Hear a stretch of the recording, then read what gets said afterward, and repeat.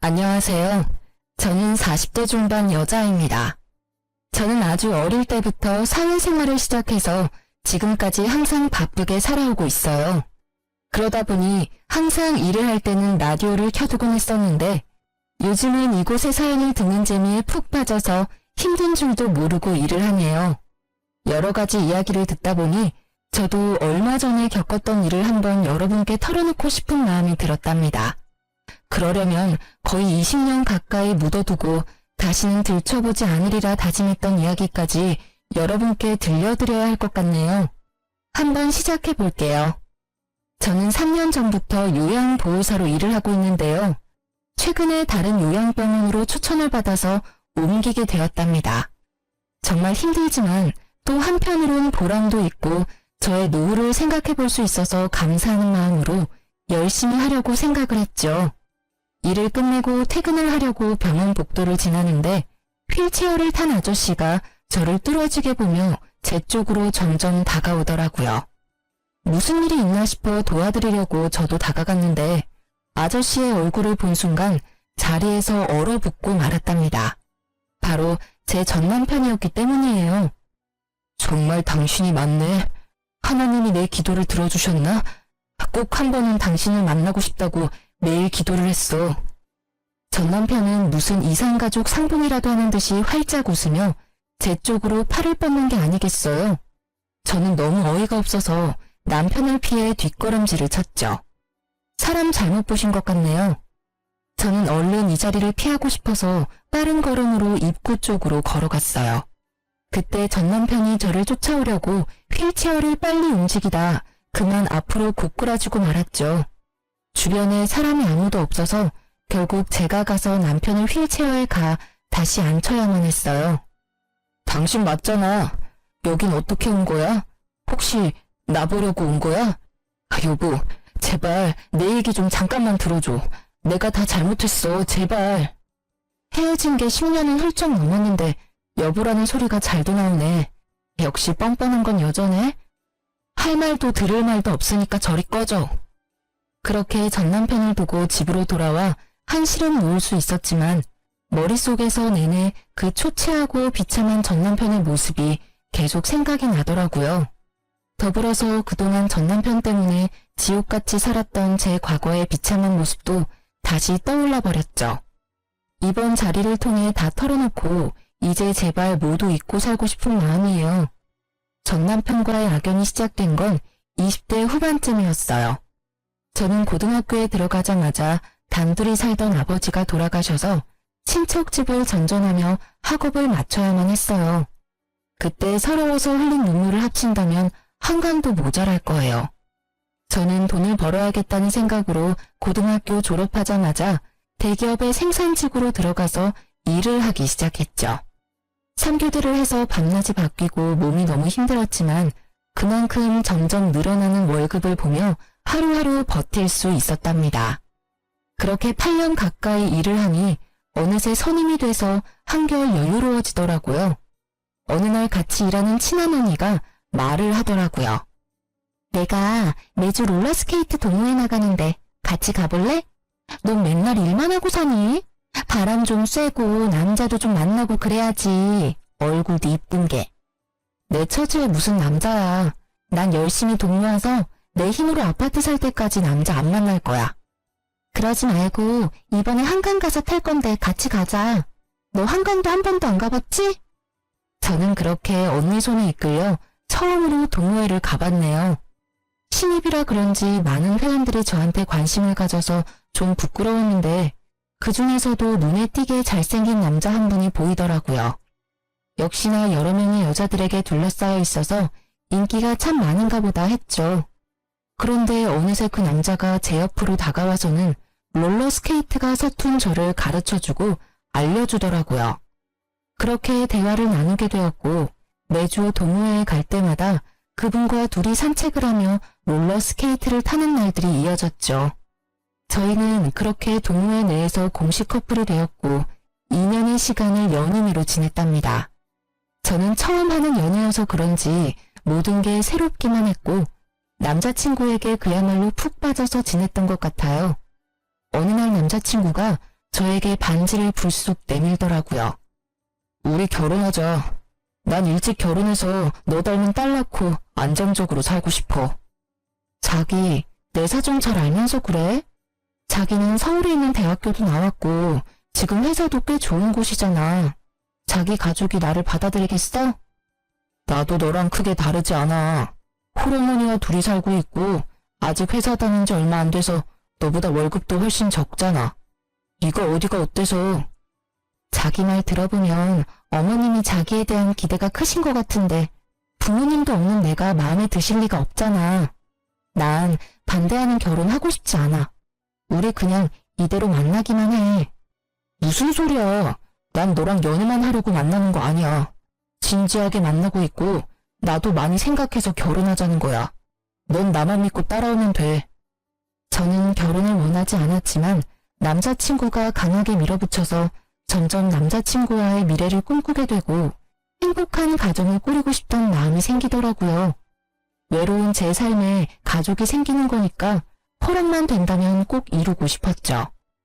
그렇게 남자친구만을 믿고 심우와 처음으로 만나게 되었어요. 주말에 식당에서 만나게 되었는데 저를 보고는 아주 늘씬하고 예쁘다며 마음에 드신 듯한 모습이었어요. 그래서 좀 기대를 했었는데 곧 제 집안 사정과 직업을 들으시고는 얼굴이 구겨지시더라고요. 사실 내가 우리 아들 결혼은 생각해보지도 않아서 좀 당황스럽네. 오늘은 그냥 교제하는 친구 만나서 밥 한 번 먹는 걸로 하고 결혼 얘기는 좀 천천히 하자. 아참, 내가 이 근처에서 약속이 있어서 금방 일어나야 될 것 같네. 시모는 만난 지 30분도 안 돼서 밥도 제대로 먹지 않고 나가버리더라고요. 엄마가 좀 마당발이시거든. 그래서 약속이 많으셔. 네가 이해해. 다음에 정식으로 인사드리자. 저는 본능적으로 시모가 저를 마음에 들어하지 않는다는 걸 느낄 수 있었어요. 아니나 다를까 다음날 모르는 번호로 전화가 오더라고요. 나 영준이 엄마인데 지금 당장 어제 만났던 그 식당 옆에 커피숍으로 튀어와. 대뜸 전화해서 거칠게 명령하는 식으로 말을 하길래 너무 당황스러웠지만 일단 나갈 수밖에 없었죠. 시모는 나이답지 않게 날씬하고 외모를 엄청 꾸미는 것 같았어요. 젊었을 땐 정말 예뻤겠다 싶었고 남자친구의 잘생긴 외모가 시모에게 물려받은 것 같았답니다. 시모는 저를 보자마자 무슨 벌레를 보듯이 인상을 팍 쓰더라고요. 쓰잘데기 없는 인사는 건너뛰고 본론만 말아마. 당장 우리 아들한테서 떨어져라. 네? 그게 무슨 말씀이세요? 헤어지란 말씀이신가요? 머리가 돌대가리야? 한 번에 말귀를 못 알아들어? 니까지 게 감히 우리 아들하고 결혼을 한다고? 용기가 가상한 건지 무식한 게 용감한 건지. 너 고등학교 간신히 졸업하고 공장에서 일하는 공순이라며? 네, 제가 집안 사정이 좋지 않아서 일찍 돈을 벌었어야 해서요. 하지만 저 지금 연봉도 높고 관리직으로 승진도 했어요. 그런다고 공순이가 뭐 전문직이라도 돼? 영원한 공순이지. 가정 형편이야. 나도 우리 아들 혼자 키웠으니까 크게 상관 안 하려고 했어. 그래도 너무 키우는 거 아니니? 우리 아들 그 잘난 외모에 학벌에 직업에 뭐가 모자라서 너까지 거랑 결혼을 시켜야 돼? 우리 아들한테 줄 서는 애들이 한둘이 아닌데 네가 뭔데? 저 혼자 열심히 살아왔고 이런 말 들을 만큼 잘못한 것도 없고요. 저도 이 결혼 안 하겠습니다. 이만 가볼게요. 저는 악소리를 질러대는 시모를 뒤로하고 냉정하게 나와버렸어요. 혼자 사는 게 속 편하지 처음부터 이렇게 반대하는 결혼을 뭐하러 하겠어요. 그리고 그 후로 남자친구의 연락도 받지 않고 남자친구가 찾아올까봐 공장 기숙사에서 잠시 지내기도 했죠. 그러자 남자친구는 같이 동호회에 나가는 언니의 도움을 받아서 저한테 계속 연락을 하고 기숙사로 몰래 들어오기까지 했답니다. 제가 무수하게 헤어지자고 밀어냈지만 남자친구는 제가 사는 집에 들어와서 같이 살기까지 했고 저도 사랑하는 사람을 더 이상 밀어낼 힘이 없었죠. 거기다가 남자친구가 밀어붙여서 얼떨결에 혼인신고까지 하러 가게 되었어요. 혼인신고를 했다는 걸 알게 된 시모가 저희 둘을 집으로 부르더라고요. 철없는 10대도 아니고 어떻게 혼인신고를 덜컥 할 수가 있어? 네가 제정신이니? 엄마가 그렇게 말도 안 되는 반대를 하는데 어떡해? 나는 이 사람이랑 같이 살 거니까 엄마가 양보해. 아유, 내가 너 때문에 환장한다. 어쩜 그렇게 다혈질이 네 아버지를 빼닮았니? 그래, 혼인신고까지 했다니 어쩌겠니? 대신 결혼식은 나중에 하고 일단 너는 이 집에 들어와서 살아라. 이 집에요? 셋이 살기엔 너무 좁은데 불편하지 않으시겠어요? 내가 불편할 게 뭐 있어? 네가 들어와서 하는 거 봐서 결혼식을 하든 나가서 둘이 살던 하게 할 거니까 들어와서 한번 지내봐. 네, 알겠어요. 제가 어머님께 잘할게요. 지켜봐 주세요. 저는 제가 남편에 비해 많이 기운다는 걸 잘 알고 있으니 시집살이를 해서라도 시모에게 인정을 받고 한 가족이 되고 싶은 마음이 컸어요. 그래서 바보처럼 그 좁은 집으로 들어가서 함께 살게 되었죠. 저는 3교대로 일을 해서 밤새 일을 하고 아침에 들어오는 날도 있었지만 힘든 내색하지 않고 매일 아침마다 따뜻한 밥과 국을 새로 해서 아침상을 차렸어요. 지금 생각하면 참 바보 같고 쓸데없는 짓이었지만 그때 당시에는 그렇게 매일 밥을 해서 남편을 먹이는 것도 행복했고 매일 하면 언젠간 시모도 저를 인정해 줄 거라는 희망이 있었던 것 같아요. 혼자 살다 보니 사실 요리를 잘하는 편은 아니었지만 시모가 가정교육도 못 받았다는 말을 하지 않도록 주변 언니들한테 물어보고 배워서 매일 다른 반찬을 만들려고 노력했었죠. 남편도 처음엔 감동하고 고마워하더니 시간이 지날수록 아침상을 받는 걸 당연하게 생각하는 것 같았어요. 나중엔 반찬이 허술하다고 저를 타박하기도 했었으니까요. 그뿐만 아니라 청소며 빨래며 모두 제 차지였고 퇴근하고 집안일까지 하면 매일 자정을 넘겨서야 쉴 수 있었어요. 시모는 비교적 젊었지만 아무런 일을 하지 않았는데 뭐가 그리 바쁜지 매일 약속 있다고 나가더라고요. 제가 들어오기 전까지는 어떻게 집안일을 한 건지 단 한 번도 도와주지도 않았죠. 혼자 살 때는 일만 하고 나머지 시간은 혼자 쉬면서 저만의 일상을 보냈는데 결혼을 하고 나니 제가 모든 집안일을 떠맡아서 너무 힘들고 피곤했어요. 하지만 제가 자발적으로 시집살이를 하겠다고 기어들어왔으니 누구에게 하소연을 할 수도 없었고 제 가슴은 썩어 문드러져 가고 있었답니다. 결혼한 지 얼마 되지 않아 시모는 저한테 매달 용돈을 달라고 요구하기 시작했죠. 네가 우리 아들보다 돈도 더 잘 번다며? 말로만 하면 뭐해? 며느리가 돼서 시험이 용돈도 안 챙겨주니? 이렇게 못 배운 티를 내니. 용돈이요? 영준 씨가 매달 드린다고 하던데요? 영준이는 영준이고 너는 너지. 돈 자랑 그렇게 하더니 왜 입을 싹 닦아? 당장 오늘부터 매달 50만 원씩 보내라. 지금도 시부모님 용돈으로 50만 원씩이라고 하면 적은 돈은 아니잖아요. 10여 년 전엔 더 큰 돈이었는데 저는 어쩔 수 없이 시모에게 매달 돈을 줘야만 했어요. 그것도 남편에게는 말하지 말라고 해서 비밀로 하고 줘야만 했죠. 시모에게 돈을 주다 보니 막상 제가 쓸 돈도 모자르고 저축은 전혀 할 수가 없게 되었답니다. 저는 제가 할 수 있는 건 최선을 다해서 시모와 남편에게 해주려고 노력했어요. 정성을 들이면 언젠가는 제 진심이 통할 거라는 바보 같은 생각이었죠. 하지만 매번 돌아오는 건 천의 고아의 무식한 공순이라는 시모의 비아냥뿐이었답니다. 그렇게 열정적이었던 남편도 막상 같이 살게 되자 눈에 띄게 사랑이 식어가는 게 보일 정도로 차갑게 굴기 시작했죠. 매일 주어진 일을 해나갔지만 뭔가 잘못된 게 아닐까라는 생각으로 머릿속이 복잡해졌답니다. 어느 날 퇴근하고 집에 돌아오는데 맞은편에서 시모와 시모 지인들이 떠들썩하게 수다를 떨면서 걸어가는 게 보였죠.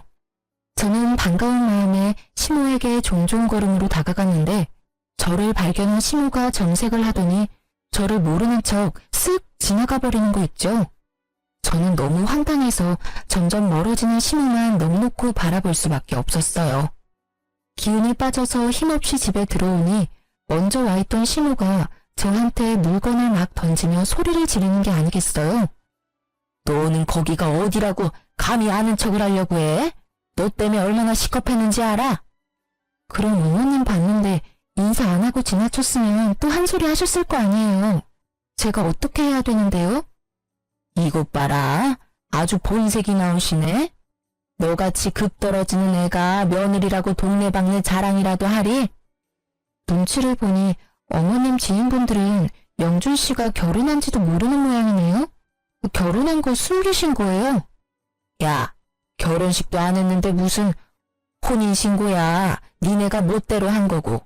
나중에 어떻게 될지 누가 알아? 나 참, 밖에서 나 보면 아는 척 하지 마. 쪽팔리니까. 제가 부끄럽다고 아들이 결혼했다는 것도 말하지 않다니 너무 서운하더라고요. 제가 무슨 숨겨놓은 여자도 아니고 나쁜 짓을 한 것도 아닌데 이렇게 당당하지 못하게 살아야 할 이유가 있나 싶었죠. 저녁에 남편에게 말하니 황당하게도 시모 편을 들더라고요. 결혼식을 해야 축의금도 받고 떳떳하게 밝힐 수가 있는 거지. 사실 지금이야 동거라고 봐야지. 동거? 혼인신고까지 해놓고 그렇게 무책임하게 말할 거야? 그럼 결혼식은 언제 할 건데? 차일피일 미루기만 하고 있잖아. 아, 좀 기다리라고. 나 곧 이직할 건데 회사 사람들한테 축의금 받긴 좀 그렇잖아. 이직? 그런 말 없었잖아. 멀쩡히 잘 다니던 회사를 왜 옮겨? 아, 그런 게 있어. 너한테 일일이 다 말해야 돼? 피곤하게. 말하면 뭐 알아듣기는 하고. 근데 너 꼬라지가 이게 뭐야? 같이 산다고 너무 막 하는 거 아니야? 완전 아줌마 다 됐네. 말 다 했어? 퇴근하자마자 청소하고 밥 차리고 설거지 해봐. 피곤해서 씻을 힘도 없어. 도와줄 생각은 안 하고 이제 내 외모 지적이야? 아니, 좀 꾸미면 예쁜 걸 알아서 그러는 거지. 아, 말 대답 좀 그만해. 피곤해 죽겠는데. 결혼 초기만 해도 밤에 둘이 공원에 나가서 롤러스케이트를 타기도 하면서 깨가 쏟아지는 시절을 보냈는데요. 다른 회사로 이직하고 나서는 아예 저에게 무관심해져서 하루에 몇 마디도 나누지 않는 지경까지 되었답니다. 뭘 물어보기만 해도 버럭 짜증부터 내니까 저도 남편에게 말 걸기가 무섭더라고요. 결혼식도 못하고 무슨 숨겨놓은 여자 취급을 하니 저도 너무 억울하고 점점 결혼 생활에 회의를 느끼게 되었죠. 그러다가 시모에게 더욱 정 떨어지는 일이 생기게 되는데요. 시모가 들었던 개모임의 개주가 돈을 들고 야반 도주를 했다는 거예요. 시모는 5천만 원을 순식간에 날리게 되었다면서 밤마다 가슴을 주먹으로 치며 울고 난리를 부렸죠. 더군다나 그 중에 3천만 원은 최근에 사채업자에게 빌려서 개주에게 줬던 거라 매달 엄청난 이자를 내야 했고 시모는 당연히 갚을 능력은 전혀 없었어요. 엄마가 매일 밤 저렇게 우는 게 불쌍하지도 않아? 당신 모아둔 돈 좀 있지? 내가 차차 갚아줄 테니까 일단 급한 불부터 좀 끄자. 그거 갚으려면 나도 적금 깨야 돼. 내가 얼마나 힘들게 모은 건데. 그깟 돈보다 시어머니 건강이 우선 아니야? 아, 당장 돌아가실 것 같이 구시는데 일단 적금 좀 깨. 내가 매달 갚아줄게. 넌 내가 깡패들한테 잡혀갔으면 좋겠지? 며느리라는 게 어쩜 그렇게 야박해? 하나뿐인 시어미한테 그깟 돈 좀 못해주니? 적금 좀 깨면 어때? 다시 부으면 되지. 끝까지 모른 채 하고 싶었지만 당장 사채업자들이 집까지 찾아와서 문을 두드리고 겁을 주니까 해결부터 해야겠다 싶더라고요. 남편은 사채업자들이 제 회사까지 찾아올 거라면서 매일 적금을 깨라고 저를 압박했고요.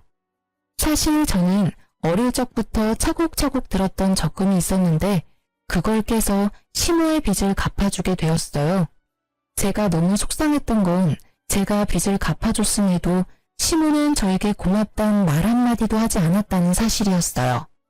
제가 피땀 흘려 모은 돈을 가져갔으면서도 마치 당연하다는 듯이 구는 모습에 정말 정이 확 떨어져 버리더라고요. 그동안 시모에게 인정받으려고 애썼던 순간들이 모두 부질없이 느껴졌죠. 사실 아무도 저를 잡지 않는데 저만 이 집에서 나가버리면 두 사람과의 인연은 바로 끝나버릴 수 있을 것 같더라고요. 그런 고민을 하는 와중에 저에게 소중한 생명이 찾아오게 되었답니다. 너무나 갑작스러웠지만 남편은 제가 임신했다는 걸 알고 무척 기뻐하더라고요. 예전처럼 다정한 남편의 모습으로 돌아온 듯했고 살뜰히 저를 챙겨주기 시작했어요. 그걸 보는 시모는 영 못마땅한 표정이었죠. 거기 바닥이 더러우니까 엎드려서 박박 걸레질 좀 해라. 저 물건들 좀 들어서 집 밖에다가 쌓아둬라.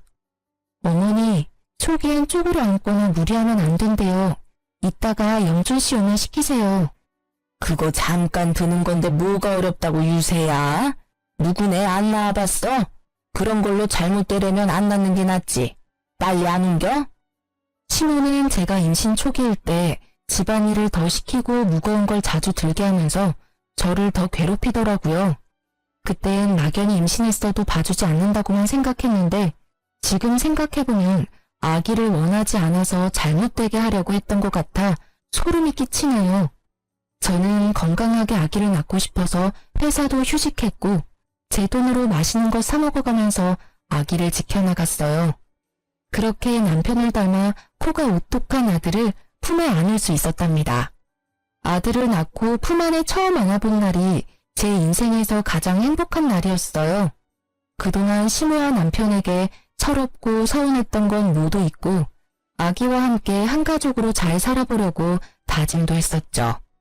그렇게 집에서 아기를 돌보는데 빌라가 너무 좁아서 거실에서 아기와 생활하다 보면 물건들이 가득 차서 발 디딜 틈도 없더라고요. 화장실이 너무 좁아서 아기 욕조 넣고 목욕시키기도 너무 힘들었어요. 남편은 새로 이직한 회사 일로 바빠서 매일 밤 늦게 들어왔고 시모는 단 한 번도 육아를 도와주지 않았어요. 정말 매정할 정도로 아기 얼굴도 잘 쳐다보지 않더라고요. 아무리 제가 미워도 자신의 손주한테까지 이렇게 정이 없을 수가 있는지 기가 찼죠. 어머니, 저 잠깐 밥 좀 먹게 아기 좀 봐주실 수 있을까요? 혼자 잘 누워있구만 뭘 봐. 애 앞에 두고 밥에 국 말아서 후루룩 마시면 되지. 요즘 영준 씨도 매일같이 늦게 들어와서 저 혼자 하루 종일 아기를 보려니 너무 힘들어서요. 저 씻은 지도 며칠 됐어요. 잠깐만 좀 봐주세요. 네 애를 네가 봐야지 왜 나한테 봐달래? 내가 언제 손주 낳아달라든? 네가 좋아서 낳은 걸 가지고 왜 나한테 떠넘겨? 나 나가야 돼. 비켜. 아무도 도와주는 사람 없이 하루 종일 아기와 씨름하려니 정말 미쳐버리겠더라고요. 그나마 믿을 사람은 남편뿐인데 남편은 밤에 아기가 울어서 짜증이 난다면서 어느 날부턴 외박까지 일삼기 시작했죠. 주말에 저는 새벽부터 일어나서 아기를 보고 있는데 남편은 태평하게 늦잠을 자는 걸 보니 부하가 치밀어 올라 남편을 흔들어 깨웠어요. 주말엔 아기 좀 봐야지 언제까지 잘 건데 내가 얼마나 힘든 줄 알아? 나 혼자 애 만들었어? 아빠라는 인간이 어쩜 그렇게 애를 쳐다도 안 봐. 당신은 귀찮다고 외박하고 다니고 도대체 어디에 있다 오는 거야? 아 정말 귀찮게. 일하다가 늦어지면 외박도 하는 거지. 너 지금 일 안 하잖아. 그럼 네가 애를 보는 게 맞는 거 아니야? 그래, 이렇게 나온다 이거지. 오늘 당신 일 안 하잖아. 그럼 당신이 애 보면 되겠네. 저는 남편에게 아기를 안겨버리고 지갑만 챙겨서 집을 나와버렸어요. 남편이 계속 전화를 해댔지만 다 무시해버리고 하루를 여관에서 혼자 보냈죠. 오랜만에 혼자 있으니 몸은 참 편했지만 아기가 걱정이 돼서 마음이 너무 불편했어요. 결국 다음날 오전에 집으로 들어갔죠. 집 안으로 들어가자 시모가 우는 아기를 안고 어쩔 줄 몰라 하고 있고 남편은 아기가 토한 우유를 닦고 있더라고요. 저를 발견한 시모가 악을 쓰면서 저에게 아기를 거칠게 넘겨주었답니다. 무식해도 정도가 있지 어디 베어먹지 못하게 애를 두고 나가? 너 때문에 내가 얼마나 고생을 했는지 알아? 아우 삭신이야. 야, 이러고도 네가 엄마냐? 애를 버리고 나가? 너 진짜 무서운 애였구나. 오히려 잘 됐어. 어젯밤 덕에 너랑 갈라서야겠다는 확신이 들었다. 당장 헤어지자. 뭐? 헤어져? 고작 하루 애 두고 나갔다고 이혼을 하자고?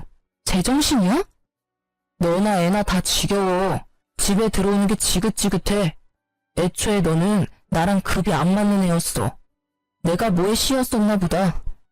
이제야 네가 제정신으로 돌아왔구나. 그러게 엄마가 계속 말했잖아. 쟤는 아니라고. 애까지나 구이게 뭐니?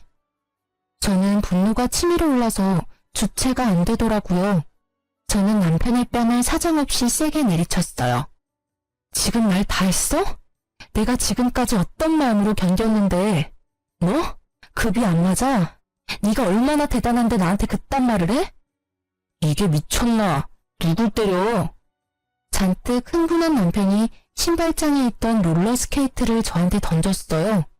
단단한 바퀴가 제 머리를 강타했고 저는 비명을 지르며 손으로 머리를 감쌌죠. 그때 손에서 축축한 느낌이 들어서 손을 보니 피가 잔뜩 묻어나왔어요.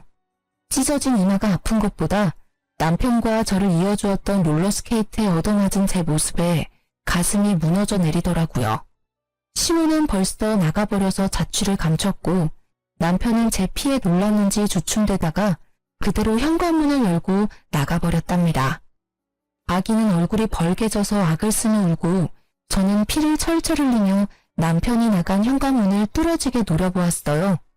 저는 충격과 배신감으로 한참 움직이지 못하고 있다가 아기 울음에 정신을 차려서 일단 손을 씻고 아기를 달래기 시작했죠. 이마에서는 계속 피가 흘러내리고 있었고 아기가 조용해진 뒤에야 저는 혼자서 지혈을 해서 간신히 피를 멈출 수 있었답니다. 그렇게 며칠이 지났고 신호도 남편도 집에 들어오지 않더라고요.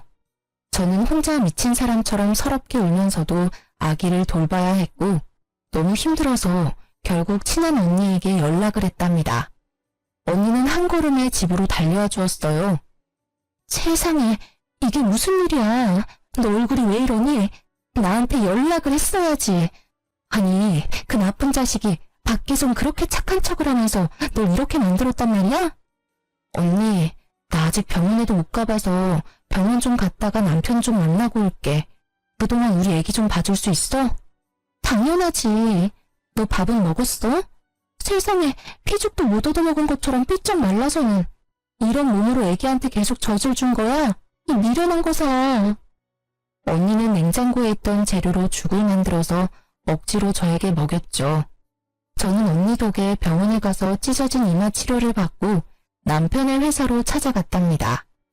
제가 건물 앞에 도착했을 때 마치 짠 것처럼 남편이 그 앞에서 고급 승용차에서 내리더라고요. 남편이 문을 열어주자 고급 투피스를 빼입은 여자가 미소를 지으며 내렸어요. 그리고는 둘이 다정히 팔짱을 끼고 여자는 남편의 어깨에 얼굴을 기댄 채 건물 안으로 걸어 들어가는 게 아니겠어요? 저는 달려가서 남편의 어깨를 붙잡았답니다. 뒤돌아본 남편이 저를 보고는 화들짝 놀라며 여자를 살짝 밀쳐내더라고요. 당신이 여긴 어떻게 알고 왔어? 이 눈엔 내가 바보 천치로 보여? 내가 네 회사 주소도 모르고 있었을까봐. 아, 이 여자가 와이프? 얘기 듣던 대로네. 여자가 저를 머리부터 발끝까지 훑어보더니 비웃음 짓는 게 아니겠어요. 저는 분노와 수치심이 밀려와서 몸이 부들부들 떨려왔답니다. 이 여자는 뭐야? 너 바람 펴? 그래서 이혼하자는 거였어? 이 인간 말종 같은 자식아. 남의 회사 앞에서 소란 피우지 말고 진정 좀 해요. 이러니까 급 떨어진다는 소리나 듣지. 그래요. 우리 사랑하는 사이니까 그쪽이 양보 좀 해서 이혼 좀 해줘요. 내가 위로금은 섭섭지 않게 줄 테니까. 뭐라고? 넌 뭐 얼마나 대단한데 나를 무시해? 그래봤자 상간녀 주제에. 저는 여자의 긴 머리채를 잡고 마구 흔들기 시작했어요. 여자는 저보다 키가 작아서 저를 막지 못하고 마구 휘둘리며 비명만 질러댔죠. 남편이 그런 저를 말리려고 제 손을 마구잡이로 던지더라고요. 제가 멈추지 않자 저를 세게 밀쳐서 저는 바닥으로 고꾸라졌죠. 여자를 껴안고 머리카락을 쓸어넘기는 남편을 보고 부하가 치밀어서 남편에게 달려들었어요. 지금 생각해보면 며칠을 굶고 죽밖에 못 먹었던 제가 어디서 그런 힘이 나왔는지 모르겠어요. 악에 받쳐서 그런 행동을 할 수 있었던 거였겠죠. 저는 남편의 머리를 마구 뜯기 시작했고 곧바로 남편 뺨을 사정없이 때려댔죠. 이번에는 상간녀가 제 허리를 잡고 뜯어 말리더라고요. 점점 사람들이 몰려들자 상간녀가 곤란해하는 게 바로 느껴졌어요. 그래서 더욱더 남편에게 달려들어 물귀신처럼 매달리기 시작했고 사람들이 우리를 둥글게 구경을 하기 시작하더라고요. 저는 이때다 싶어 큰 소리로 말했죠. 남의 남편이랑 바람을 폈으면 싹싹 빌어도 모자랄 판에 돈 줄 테니까 이혼하라고? 그래! 어디 한번 얼마를 줄지 기대하고 있을 테니까 보따리로 한번 싸갖고 와봐. 상간녀 주제에 고상한 척 잘난 척 하지 말고. 저는 긴 머리로 얼굴을 필사적으로 가리는 상간녀를 팍 밀치고 건물을 나왔죠. 집으로 돌아오는 내내 눈물이 주체할 수 없이 흐르더라고요. 아기 때문에 화가 나서 이혼이란 말이 튀어나왔을 거라고 생각했는데 남편에게 다른 여자가 생겼다니 믿어지지가 않더라고요. 거기다 내 초라한 몰골과 비교가 되게 화려하고 고상한 모습을 보니 비참하고 제 자신에게도 화가 얼마나 나던지요.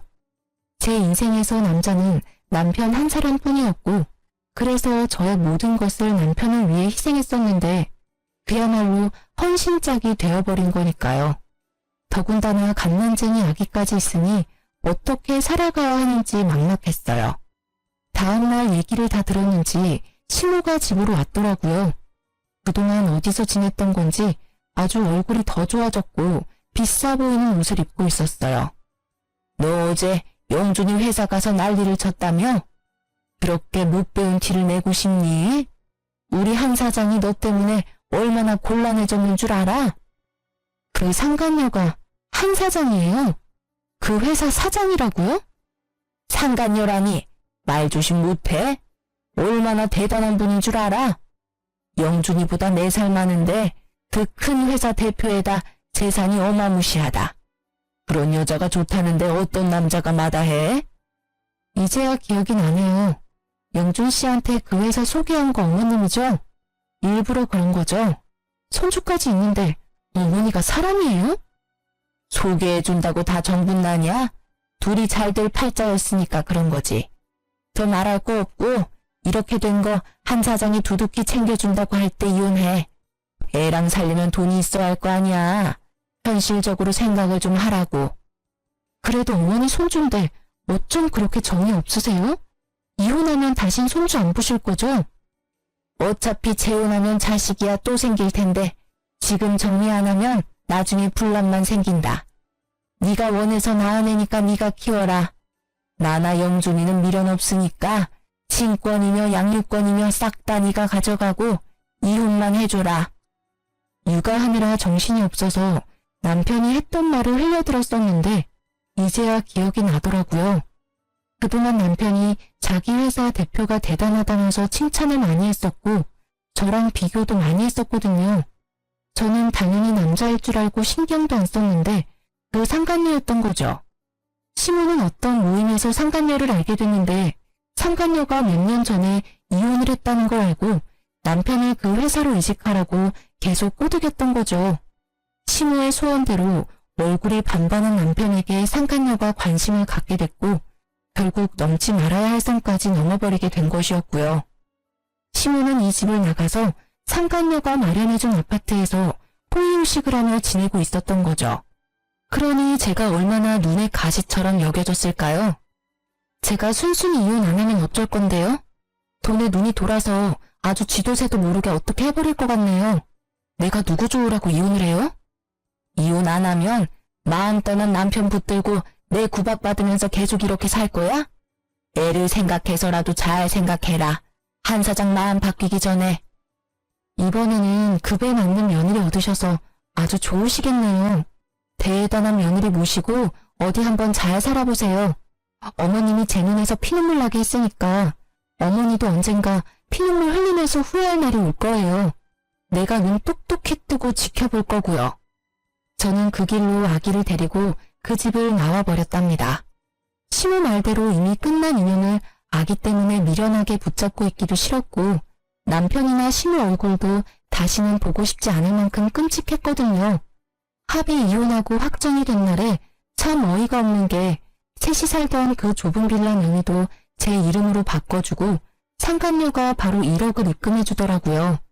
돈을 막 써도 될 만큼 많아서 그런 건지 아님 그만큼 남편에게 빠져서 그런 건지는 몰라도 저는 20년을 벌어도 못 모을 돈을 한 번에 보내주니 참 기가 막혔답니다.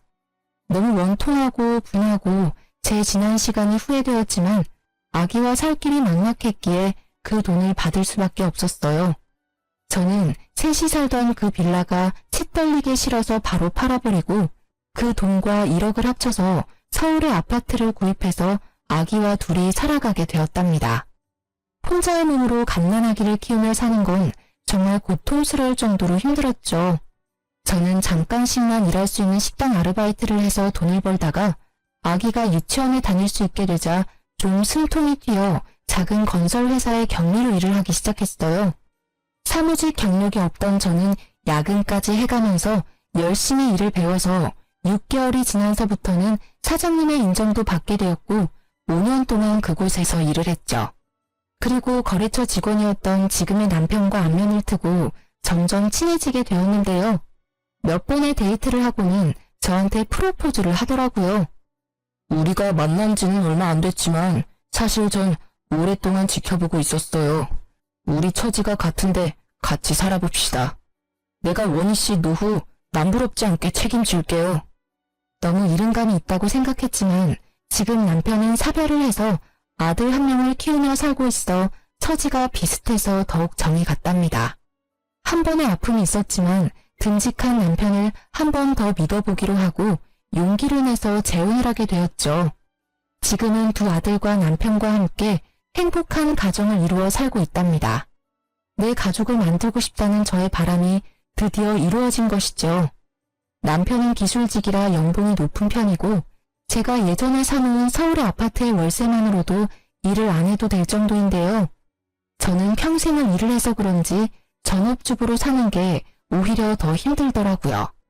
그래서 요즘 많이 한다는 요양보호사 자격증을 따서 요양병원에서 일을 하게 되었답니다. 어디서나 성실하게 일을 하기에 이번에도 인정을 받아서 다른 요양병원으로 더 좋은 대우를 받고 옮겨보기로 한 거였는데요. 그곳에서 생각만 해도 치가 떨리는 전 남편을 만나게 된 것이었죠. 제가 전 남편을 보고 너무 충격을 받았던 건 전 남편이 두 다리가 없다는 사실이었어요. 그런 모습을 하고 있으리라곤 상상도 하지 못했었는데 말이죠. 두 다리가 없는 전 남편을 부축해서 휠체어에 앉히고 나니 무릎이 덜덜 떨리더라고요. 그런 제 표정을 읽었는지 전 남편이 황급하게 말을 해나갔죠. 당신한테 못할 짓을 해서 내가 벌을 받았어. 당신이랑 이혼하고 그 여자랑 바로 결혼식을 했어. 어머니 소원대로 대단하게 치렀지. 신혼여행 다녀와서 새벽에 공항에서 집으로 올 때 크게 사고를 당했어. 그때 두 다리를 잃었지. 당신이 얼마나 그리웠는지 몰라. 나랑 이혼한 순간부터 그쪽이랑 나는 남보다 못한 사이예요. 그쪽이 어떻게 되든 아무 관심이 없다고. 전 남편은 초췌한 얼굴로 눈물을 절절 흘리면서 팔을 연신 제 쪽으로 뻗어대더라고요. 저는 그 모습조차 소름이 끼쳐서 계속 한 발짝씩 뒷걸음질 쳤어요. 당신도 내가 싫지? 그 여자는 많이 다치지 않았었는데 내 다리가 없단 걸 알고는 뒤도 안 보고 가버리더라고. 결혼식만 했지 혼인신고도 안 해서 가는 걸 막을 수가 없었어.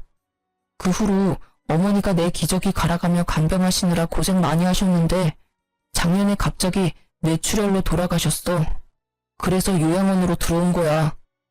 태어난 손주 기저귀 한 번도 안 갈아주더니 다리 잃은 아들의 대소변을 받아가며 간병했었다는 시모야말로 자업자득이라 해야 할까요? 저는 더 이상 전 남편과 마주하고 싶지 않아 서둘러 현관으로 발걸음을 옮겼어요. 전 남편이 저를 따라오면서 계속 불러대더라고요. 여보, 잠깐 기다려줘. 할 말이 있어. 제발. 우리 아들은 지금 어디 있어? 내가 매일 우리 아들 생각하면 울다 잠들어. 우리 아들 얼굴 한번 볼 수 있을까?